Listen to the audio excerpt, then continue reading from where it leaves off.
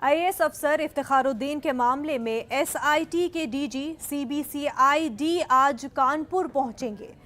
GL Meena के शाम तक कानपुर पहुंचने के इम्कानात हैं। वाज़ेह हो कि इफ्तिखारुद्दीन पर मजहबी तबलीग और तशहीर का इल्ज़ाम है।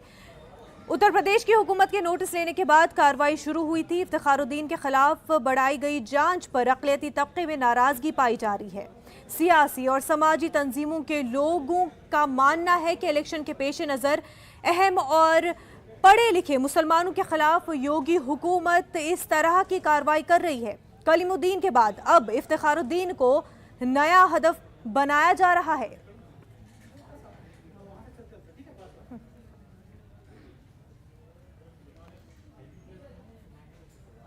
और इस हवाले से MIM सदर असदुद्दीन ओवैसी ने ट्वीट किया है। वो अपने ट्वीट में लिखते हैं कि उत्तर प्रदेश हुकूमत सीनियर IAS अफसर इफ्तिखार के 6 साल पुराने वीडियो की तहकीकात के लिए एक SIT तश्कील दी है। वीडियो को आउट ऑफ कॉन्टेक्स्ट बताया गया है और उस वक्त की है जब ये हुकूमत इक़्तिदार में भी नहीं थी। ये मजहब की बुनियाद पर खुलेआम हरासा करना है। उन्होंने मज़ीद लिखा कि अगर पैरामीटर ये है कि किसी भी अफसर को मजहबी सरगर्मियों से मुंसलिक न किया जाए तो दफातर में तमाम मजहबी अलामतों तस्वीर के इस्तेमाल पर पाबंदी लगाई जाए। अगर घर में महज अक़ीदे पर बहस करना जुर्म है तो अवामी मजहबी तकरीब में शरीक होने वाले किसी भी अफसर को सज़ा दे। आखिर ये दोहरा मयार क्यों? हमारे नुमाइंदे तारिक कमर इस वक्त हमारे साथ जुड़ चुके हैं। तारिक कमर, IAS अफसर इफ्तिखारुद्दीन के हवाले से जिस तरह से सियासत हो रही है, 6 साल पुराना वीडियो है, अब उसको खंगालने की जरूरत क्यों पड़ गई? बहुत अहम सवाल है मुनव्वा। देखिए, बुनियादी बात यही है कि जिस अंदाज की सियासत उत्तर प्रदेश में शुरू हो गई है उस पर जो अमन पसंद लोग हैं, जो बाकायदा जमहूर और दस्तूर में यकीन रखने वाले लोग हैं, वो तशवीश का इजहार कर रहे हैं, अफसोस का इजहार कर रहे हैं। मौलाना कलीमुद्दीन के मामले में भी देखिए जिस अंदाज से कार्रवाई की गई, उसके गाँव में जाकर उन तमाम करीब जवार में जाकर लोगों ने बात की, कोई भी एक ऐसा सबूत नहीं मिला उनके खिलाफ, अमली सबूत, कोई एक ऐसा शख्स नहीं मिला जो ये कह सके कि हाँ उन्होंने जबरन मजहब तब्दीली का मामला भी किसी के सामने रखा हो। यही मामला इफ्तिखारुद्दीन का है, सीनियर IAS है, और इसको लेकर भी अक़लियती तबके के जो जिम्मेदार अफराद हैं उनमें बहुत तशवीश पाई जाती है। और लोगों का मानना यही है, देखिए अब लोग साफ साफ कह रहे हैं कि ये सिर्फ सियासत है और ऐसी सियासत है जो मजहबी खतूत पर की जा रही है, और इस सियासत से शायद BJP को बड़ा फायदा पहुंचता है, इसलिए BJP अपनी कदीम कल्चर की तरफ लौट रही है, ऐसा मानना है अक़लियती तबके के जिम्मेदार लोगों का, उलमाए किराम का भी, दानिशवरों का भी, और वो तबका जो सियासत में खासी दिलचस्पी रखता है उसका भी यही कहना है कहीं ना कहीं कि BJP उन इक़्तिदार की तरफ वापस आ रही है जिससे उसे फायदा पहुंच सकता है सियासी तौर पर आने वाले असेंबली इंतखाबात में। तो देखिए, जो कुछ भी इल्जाम तराशियां की जा रही हैं, जिस अंदाज की बातें की जा रही हैं, उसको बहुत संजीदा और खौफ की ज़रूरत है, संजीदा नोटिस देने की ज़रूरत है। और कुछ तंजीमों ने, कुछ लोगों ने हुकूमत से मुतालबा भी किया है कि वो इन तमाम चीज़ों को छोड़कर तामीरी काम की तरफ तवज्जो दे, ऐसे काम करे जिससे आवाम का रुझान उसकी तरफ राग़िब हो और उसके वोट बैंक में इजाफा हो सके। इसकी तो नफरत बढ़ेगी, ऐसे इक़दाम से कोई फ़ायदा होने वाला नहीं है। लेकिन देखिए, ये हुकूमत के अपने मामलात हैं, अब देखना यही है कि मुतालबात का क्या असर होता है।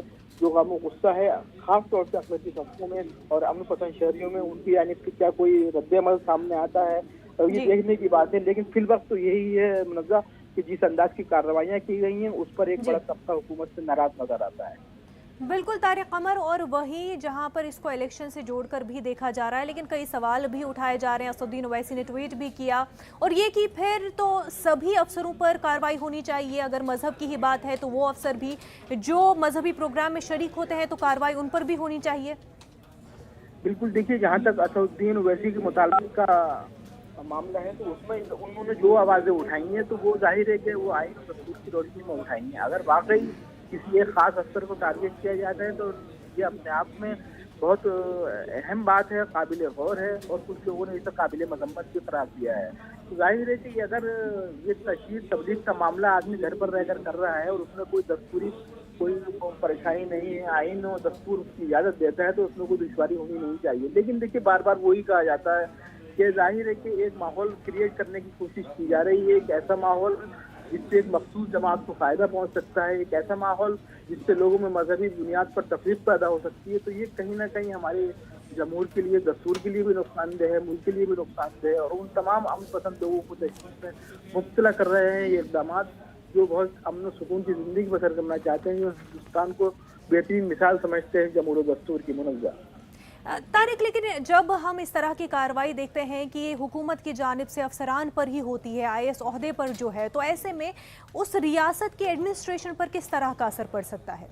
بہت اہم سوال آپ کا ہے یہ۔ دیکھیے، کہیں نہ کہیں لوگ دباؤ میں آتے ہیں، کہیں نہ کہیں لوگوں کو یہ احساس ہوتا ہے کہ حکومت کیا چاہتی ہے، اور پھر اسی روشنی میں لوگ اقدامات کرتے ہیں، کیونکہ دیکھیے یہ جو نفسا نفسی کا ماحول ہے، اس میں ہر آدمی اپنا تحفظ پہلے دیکھتا ہے۔